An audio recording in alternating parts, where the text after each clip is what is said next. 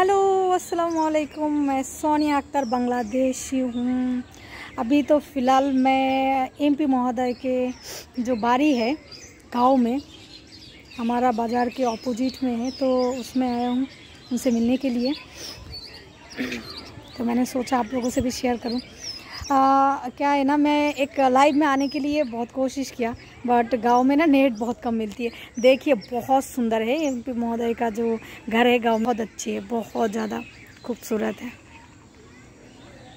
ये तो back side front side है। अभी मेरा भाईटी वेट कर रही है उनके लिए, तो इधर है एमपी महोदय का जो घर है, बहुत सुंदर है, सुंदर बंगलो है।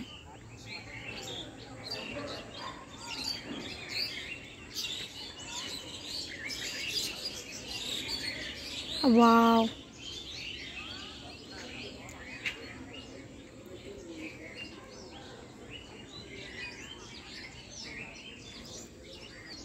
तो मैंने सोचा आप लोगों से भी शेयर करूं थोड़ा बहुत, क्योंकि बहुत सारा जगह घूम रही हूं। अभी मेरा जो चुनाव लड़ने वाला हूं, इसके लिए मेरे को इतनी सफ़र करना पड़ रही है। जैसे मैंने इंडिया पे किया पति के लिए, अभी मैं करियर के पीछे भाग रही हूँ।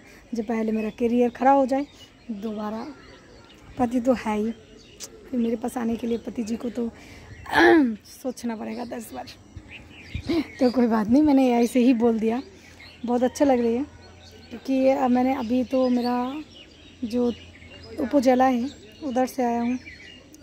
मैंने गांव में आया फिर से ढाका से 2 दिन बाद ही गांव आना पड़ रही है, इस निर्वाचन के चक्कर में, चुनाव लड़ने के चक्कर में।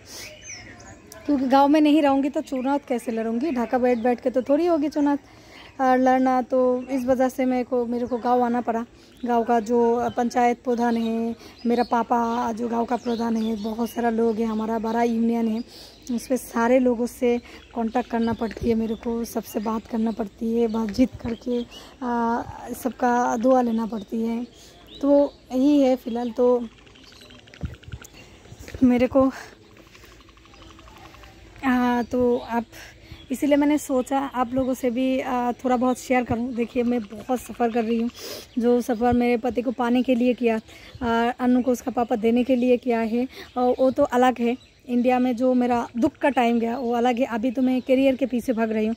जब मुझे ऐसा करियर बनाना है जो आप लोगों को भी मेरा दुख देखा है, आप लोगों ने भी मेरे को बहुत साथ दिया, सपोर्ट किया है। जब मेरा करियर अच्छा बन जाएगा तो आप लोगों को भी अच्छा लगेगा।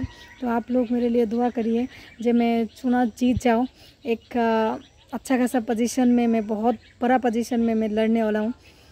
आज तो मेरा लड़ने का सेकंड धाप है, पहला धाप मैं पार कर चुकी हूँ, सेकंड धाप है। तो इसीलिए आप लोगों का दुआ मांग रही हूँ, जो आप लोग मुझे दुआ करिए, आशीर्वाद करिए, जे करियर में मैं बहुत आगे बढ़ूं, अच्छा करियर बन जाए मेरा।